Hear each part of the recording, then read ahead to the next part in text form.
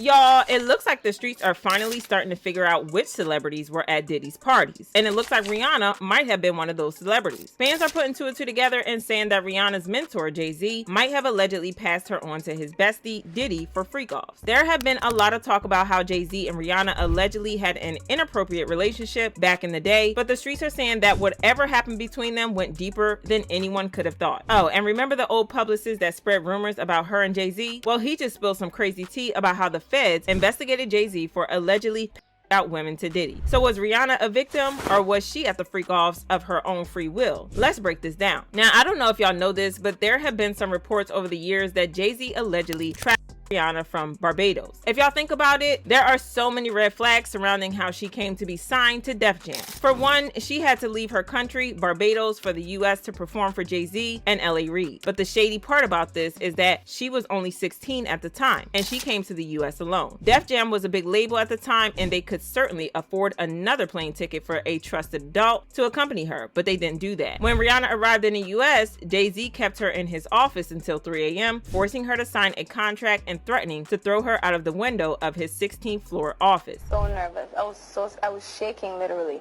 But the moment I walked into the office, the atmosphere was so warm and welcoming. And you had to sing a cappella for him? Yes, I had to sing. I sang Fun to Replay. I sang another ballad from the album last time. Yeah. So then what did he say to you? He said something to you. Oh yes, he said, we don't sign songs here, we sign artists. And there was this little pause, and I was nervous. But then he said, and we're interested. And there was this sudden feel of relief. But then he said something about a window and a door or something. Oh, then he said, he did it homework. I did a lot of homework on you, Miss Lady. He said, there are two ways to leave here, either through the door with the deal sign or through this window, and we're on the 29th floor. So you was like, where's the pen? Where's the paper? I'm signing. Yeah. Intimidating a 16-year-old in the middle of the night? Yeah, that's a bad look, no matter how you try to frame it. And forcing her to sign a contract with threats? That's a whole nother level of shady. To make things worse, there's still some question about whether Jay Z even had the legal authority to make her sign in the first place. Remember, Rihanna was just 16, and at that age, you usually need a parent present or guardian to sign any legal documents. Plus, she didn't even have a lawyer, so she might have unknowingly signed away her rights. And if these new claims are legit, she pretty much did. Jaguar Wright was one of the first to speak up, alleging that Jay Z tracked Rihanna from Barbados using his label as a front. She also accused Jay Z of allegedly paying Rihanna's father $500,000 when she touched down in the US. Who only seemed to work on teeny bopper projects, who discovered Rihanna at 3 a.m. in the morning in a hotel room on the island where she comes from, with no parental supervision. And then she was put on a private plane, a minor, from one country to another, without parental supervision. And she ended up in a boardroom with Mr. Carter, without parental supervision. Y'all got young children. Would you just let your daughter leave and go to a whole other country with some mother you don't know? Absolutely not. Doing talent shows at 3 a.m. So you're saying that the rumors are true. There are rumors circulating that Rihanna was actually trafficked here. Are you saying that Starting to that's... sound that way, don't it? Because her daddy ain't show up till 24 hours later to pick up a $500,000 check for his daughter's ass.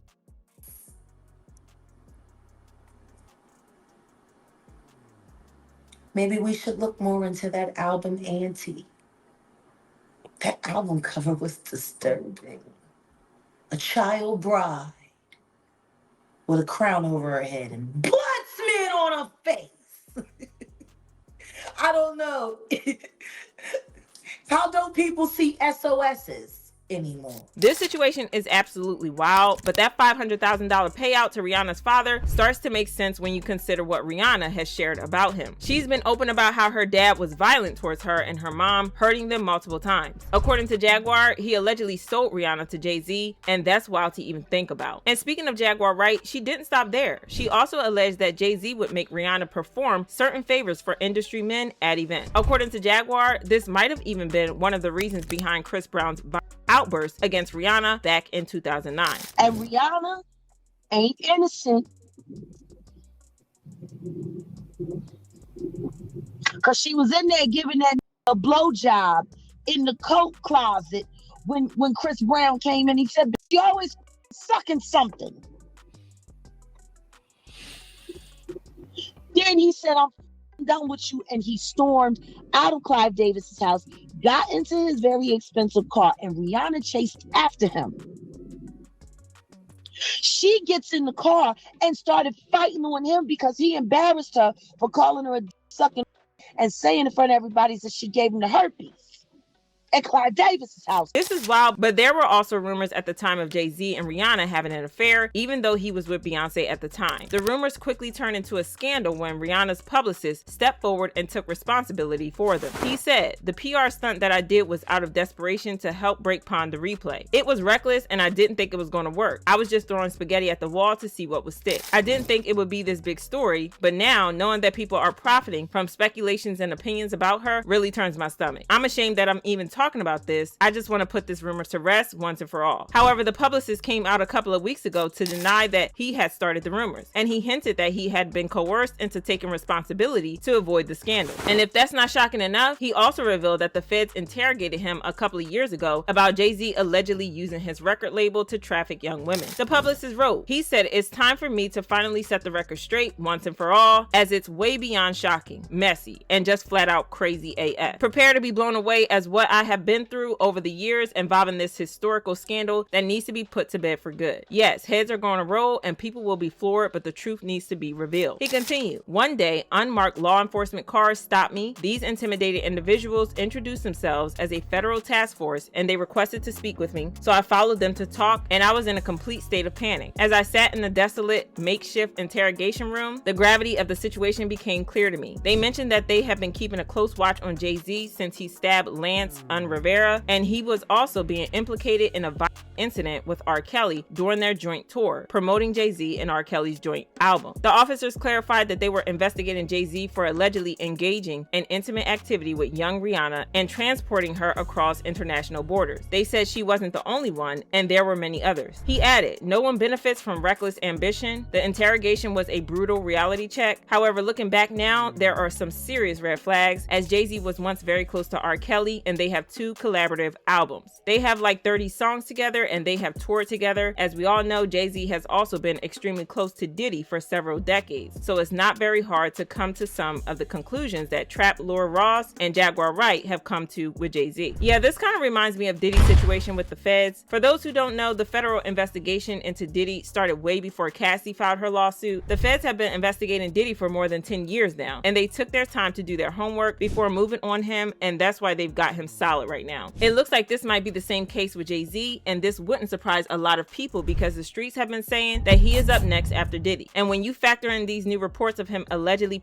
out Rihanna to Diddy for freakoffs, well, let's just say that things are getting seriously heated for him. Isn't it funny how Jay Z started to back away from Diddy right after Cassie's lawsuit dropped? Like the minute that bombshell hit, Jay went from being Diddy's ride or die to pretending like the man didn't even exist. And honestly, he tried to be real slick with it. There's even some talk that Jay canceled his iconic Roc Nation brunch this year because of Diddy. Now, if you know Jay Z, you know he does not mess around when it comes to his brunch. It's that exclusive event where the biggest names pull up, and just getting an invite is a serious flex. Since 2010, he's been hosting it like clockwork, only skipping 2020 because, well, we were in a pandemic and there was the whole social distancing thing going on. Diddy's been a regular guest every year and their friendship has always been tight. But this year, with everything going down, Diddy wasn't exactly brunch material. Then out of nowhere, it was announced that the Roc Nation brunch was canceled this year. Everyone was side-eyeing that because, I mean, the only other time it got canceled was during a literal global pandemic. Of course, folks started speculating, was something up with Jay or Beyonce, but but then they announced they'd be attending a different pre-Grammys event instead, supporting their friend, the Sony Music Publishing CEO, who is getting the Grammy Salute to Industry Icons Award. However, fans believe that this was just an excuse, and the real reason was that they were trying to avoid drama because of the Diddy situation. Well, it looks like they can't avoid the drama, because now that the streets are saying that Rihanna could have been forced into the freak-offs, the drama is about to blow up. I mean, Rihanna even kind of hinted that she knows a little something something about the freak-offs.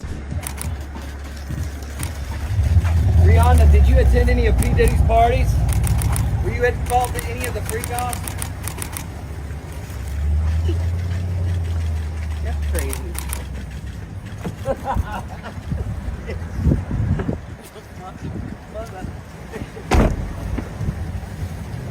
Fans commented, when Maya and Jay did Best of Me, he propositioned her and she felt pressure to have intimacy with him and didn't. Her career was never the same. It seems like a pattern when working with attractive females. Foxy, Aaliyah, Maya, Emil, Free, and Blue Cantrell. We need a surviving Carter. Jay also messed with Foxy around the time their song came out, and Foxy recorded that when she was 14. Jay and Kelly were tight, and Dame had problems with that because of R. Kelly and Aaliyah. So yeah, Jay had several young girls under that he messed with. Jay Z had Tierra Marie, Rihanna, Beyonce, possibly Aaliyah, and more. They were all underage.